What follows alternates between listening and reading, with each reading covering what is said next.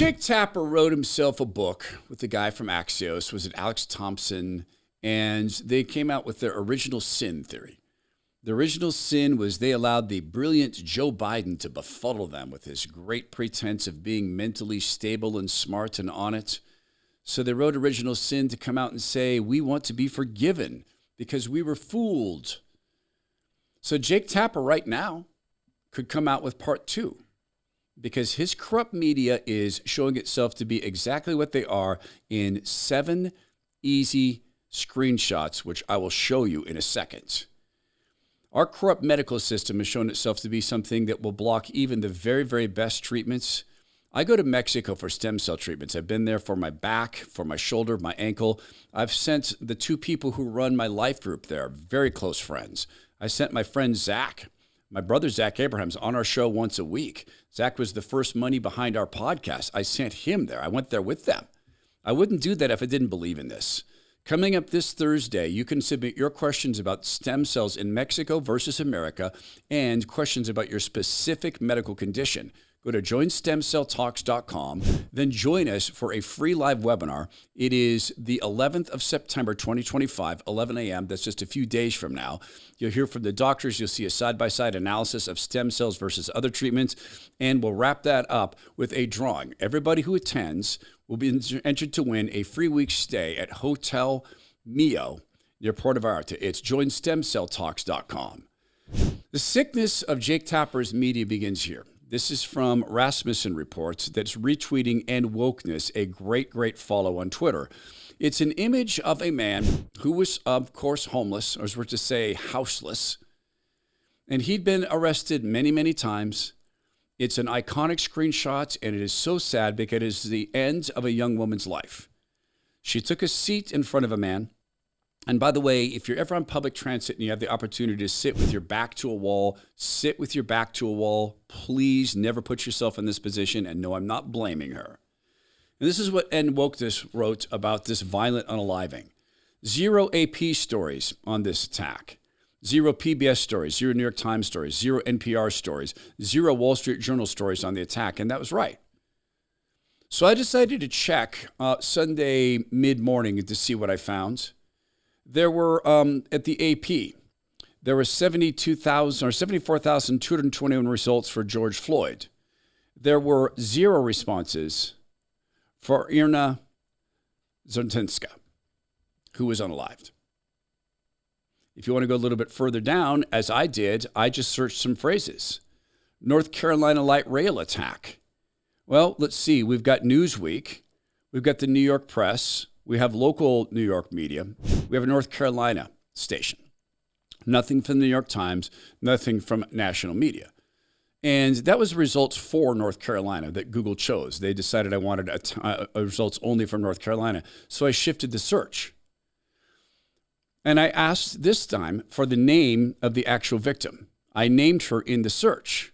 And I came up with WBTV, KEYE, WNBC, New York Post, and The Telegraph. Nothing from the Mockingbird media. None of Jake Tapper's actual colleagues.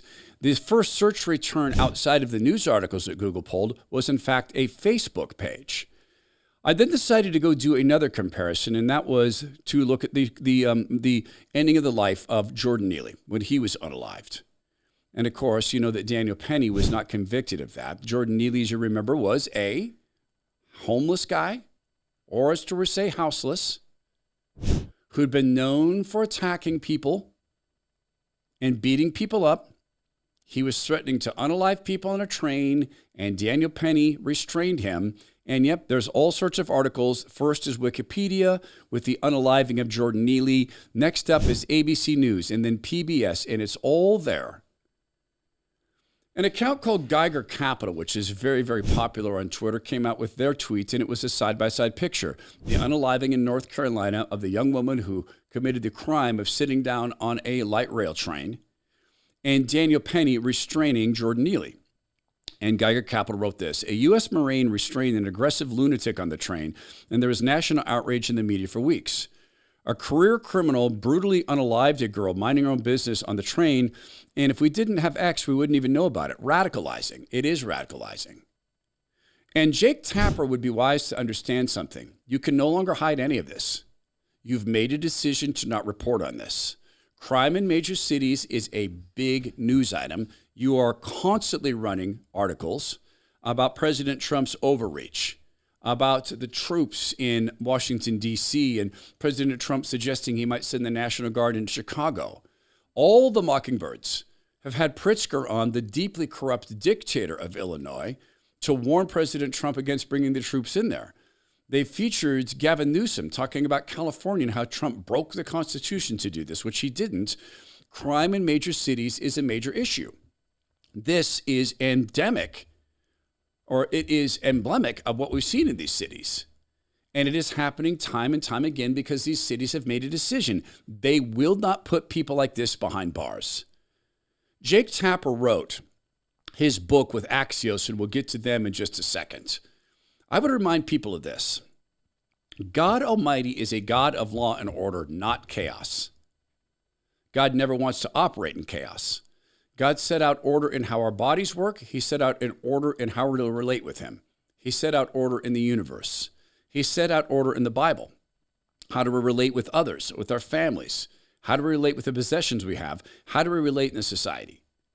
Allowing this behavior, this not radicalizing, but this behavior which is chaotic and evil and brutal to continue is a decision. It stands not just against common sense, it stands against the Bible and a God who is a God of law and order. Axios, from hence Jake Tapper's writing partner came, is very upset about this. This is from the Axios Twitter channel. The gruesome video of the fatal knife attack on Irina Zartuska on a light rail car in Charlotte is drawing attention from mega influencers seeking to elevate the issue of violent urban crime and accuse mainstream media of undercovering shocking cases. We're accusing them of undercovering with no evidence, aside from the evidence that took me about 5 minutes to put together. Jake Tapper's media is going to continue to be corrupt, and Jake Tapper is going to continue to allow it because he already confessed his original sin.